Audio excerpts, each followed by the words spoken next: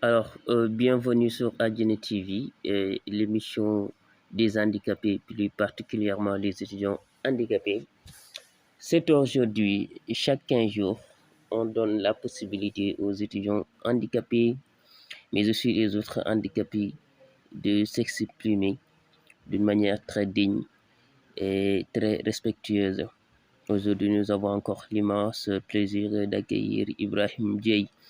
Alors, on va l'écouter et merci de s'abonner et de partager, liker. Merci beaucoup. Bonjour à tous et à tous. C'est Ibrahim Dieye, étudiant handicapé à la faculté des sciences juridiques et politiques en master de spécialité contentieux des affaires. Donc aujourd'hui, nous sommes encore là pour faire l'émission avec mon ami, mon frère de la chaîne YouTube, Bamba Alternate TV, comme chaque 15 jours. Aujourd'hui, nous avons comme thème la marginalisation des handicapés, plus particulièrement les handicapés diplômés au Sénégal. Donc, cette question, ce thème peut être appréhendé sous deux angles. Premier angle, c'est-à-dire la marginalisation faite par la famille des handicapés, et là où on met l'aspect où on met l'accent de plus, c'est-à-dire c'est la marginalisation dans le monde professionnel. Voilà l'émission. Et je salue mes amis, à savoir M. Amadou, un ami étudiant handicapé comme moi. Là, nous travaillons ensemble à la faculté de droit, M. Ahmed Fall et tant d'autres. Donc, premièrement, auparavant, dans la société ancienne, lorsqu'une famille avait une personne handicapée, il les mettait à côté, il les discriminait. L'handicapé est isolé, donc il ne faisait même pas partie de la famille, on le considérait comme un nid.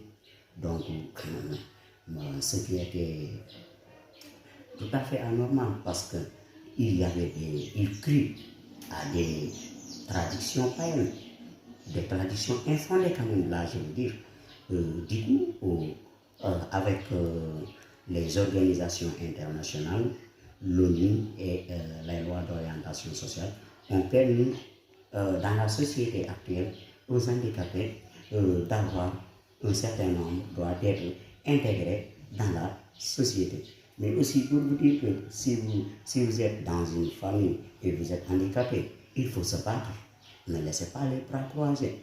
Parce que si tu ne te bats pas, on va te minimiser, on va te discriminer, on va te mettre à côté parce que tu ne peux rien faire. Comme ce que j'ai l'habitude de dire à Wolof, Sénégalais, donc du coup, il faut éviter ça, il faut se battre. Il faut montrer que là où les valides réussissent, moi je peux faire le plus. Du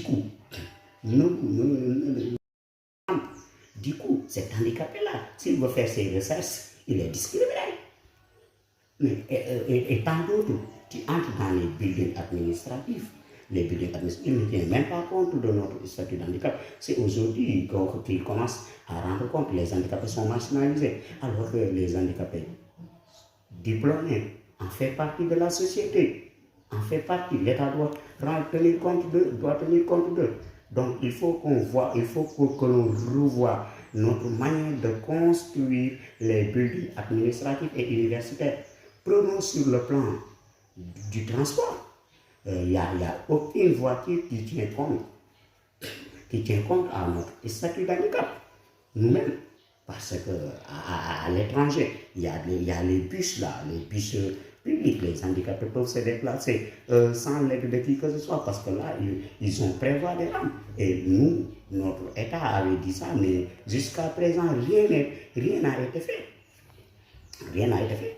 Il disait qu'il va prévoir des bus qui tiennent compte de notre statut d'handicap, mais comme je l'avais dit avec l'émission précédente, les instructions, on en a assez. Des instructions qui ne produisent aucun fruit dans ce pays que notre président de la République donne. Mais vraiment, il doit changer de stratégie. Parce que nous, on est conscient qu'ils nous donnent des karmas. On en a assez. Et qu'il ne faut pas réveiller l'eau qui dort. Et que, voilà. Ensuite, l'autre aspect, sur le plan professionnel et de l'expérience, allons dans les sociétés, allons dans les entreprises, le pourcentage que les handicapés représentent là-bas, c'est extrêmement minime. Tu peux entrer dans une société, dans une entreprise, tu ne vois aucun handicapé qui travaille là-bas. Mais pourquoi cette discrimination? Pourquoi cette marginalisation? Et ceux qui travaillent là-bas, ne sont pas plus diplômés que nous, ne sont plus compétents que nous. Mais pourquoi on ne nous recrute pas? Pourquoi cette marginalisation? L'État doit revoir sa manière de faire, doit régler définitivement la question des personnes handicapées. Et prenons le recrutement dans la fonction publique. Donc pratiquement, apparemment, sur 50 handicapés, on recrute qu'un. Et même il arrive à ne pas recruter aucun handicapé la fois passée. Donc il n'y a ni ascenseur ni rampe. Du coup, cet handicapé-là, s'il veut faire ses recherches, il est discriminé. Et tant d'autres, qui entrent dans les buildings administratifs. Les buildings administratifs, ils ne tiennent même pas compte de notre statut d'handicap. C'est aujourd'hui qu'ils commencent à rendre compte que les handicapés sont marginalisés, alors que les handicapés diplômés en fait partie de la société, en fait partie. L'État doit tenir compte d'eux. Donc il faut que l'on revoie notre manière de construire les buildings administratifs et universitaires. Prenons sur le plan du transport. Il n'y a aucune voiture qui tient compte à notre statut d'handicap. Nous-mêmes, parce qu'à l'étranger, il y a les bus là, les bus publics, les handicapés peuvent se déplacer sans l'aide de qui que ce soit, parce que là, ils ont prévu des rampes. Et nous, notre État avait dit ça, mais jusqu'à présent, rien n'a été fait. Rien n'a été fait. Il disait qu'il va prévoir des bus qui tiennent compte de notre statut d'handicap, mais comme je l'avais dit avec l'émission précédente, les instructions, on en a assez. On en a assez des instructions qui ne produisent aucun fruit dans ce pays que notre président de la République donne. Mais vraiment, il doit changer de stratégie. Parce que nous, on est conscient qu'il nous donne des karmas. On en a assez. Et qu'il ne faut pas réveiller l'eau qui dort. Et que, voilà. Ensuite, l'autre aspect, sur le plan professionnel et de l'expérience, allons dans les sociétés, allons dans les entreprises, le pourcentage que les handicapés représentent là-bas, c'est extrêmement minime. Tu peux entrer dans une société, dans une entreprise, tu ne vois aucun handicapé qui travaille là-bas. Mais pourquoi cette discrimination? Pourquoi cette marginalisation? Et ceux qui travaillent là-bas, ne sont pas plus diplômés que nous, ne sont plus compétents que nous. Mais pourquoi on ne nous recrute pas? Pourquoi cette marginalisation? L'État doit revoir sa manière de faire, doit régler définitivement la question des personnes handicapées. Et prenons le recrutement dans la fonction publique. Donc pratiquement, apparemment, sur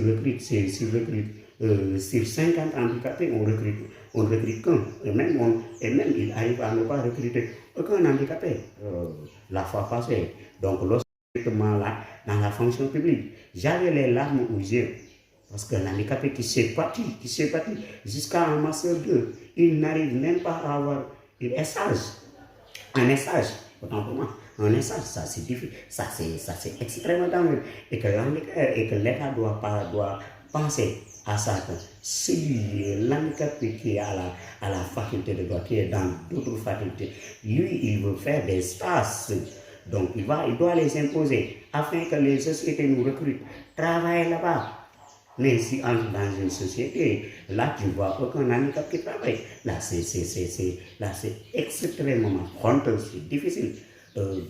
Il faut que l'État y pense à nous. Mais pour que l'État puisse Pensez à nous, nous les handicapés, nous devons nous unir comme un seul homme, je l'avais dit la fois passée, c'est-à-dire essayer d'effacer cette malédiction, dire à l'État que ça suffit. Mais nous devons nous organiser. Mais comment nous organiser?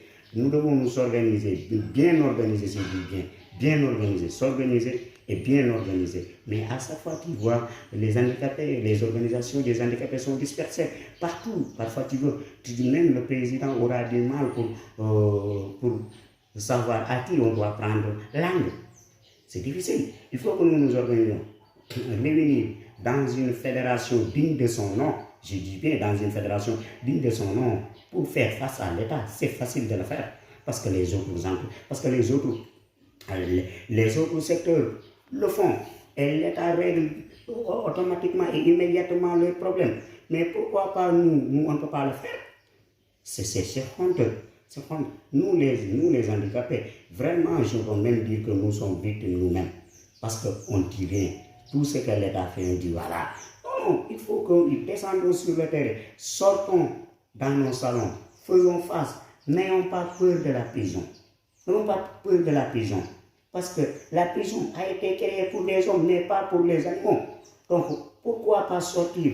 Dire à l'État, si on nous arrête, donc, même si on n'a pas, même si on a échoué, donc on peut dormir tranquillement parce qu'au moins on a tenté de faire quelque chose. Donc là, j'appelle aux handicapés de faire face à l'État, de lancer un signal fort à l'État pour régler définitivement cette question, la marginalisation au Sénégal, surtout dans le monde professionnel au Sénégal. Donc par là que je remercie tout le monde, je remercie aux auditeurs qui assistent aussi depuis